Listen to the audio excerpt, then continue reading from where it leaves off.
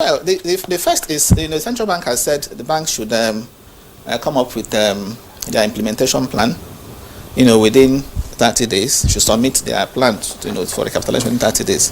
So in my view, I think that period is short. Okay, they should allow banks, a lot more time to do that. First, than 2 years? No, 30 days. Okay. They should submit their implementation plan. The plan For they the have. recapitalization Yes. They have given them 3 options. Either this or this. Submit your plan. So I think they should allow them a lot more time to do that, because first, for you to adjust your capital, you need the shareholders' consent. Companies and Allied Matters Act 2020 says you need to have the consent of the shareholders.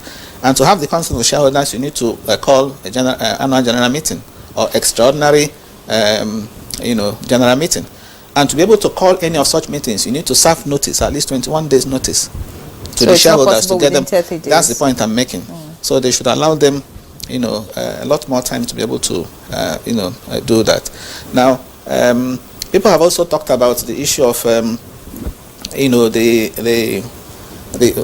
timing. They talk about the fact that inflation rate is high. Okay, high inflation rate, because when you ask banks to recapitalize, okay, what you have done is that you're also asking them to increase their ability to give out loans. I told you about capital adequacy ratio as 10%. If capital adequacy ratio is 10%, and you ask banks to go and raise 3 trillion, assuming it is 3 trillion capital, the loan they can make now you have increased it to 30 trillion. That's what it means, because 3 over 30 is 10%. Because you must maintain the capital adequacy ratio.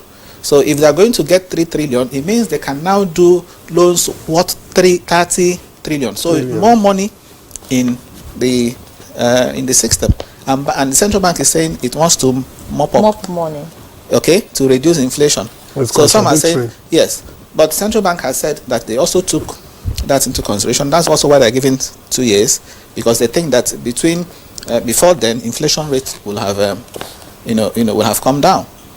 Okay, then there is also this issue of whether the stock market will be able to provide the funds, has the capacity to provide the funds, because the central bank has said banks should go to the stock market to raise these funds.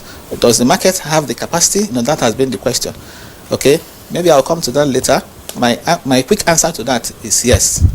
Okay, before the end of this program, if you permit me, I will also tell you why I'm saying the stock market has the ability to provide these funds. And then finally, there's also this issue when you ask banks to increase capital.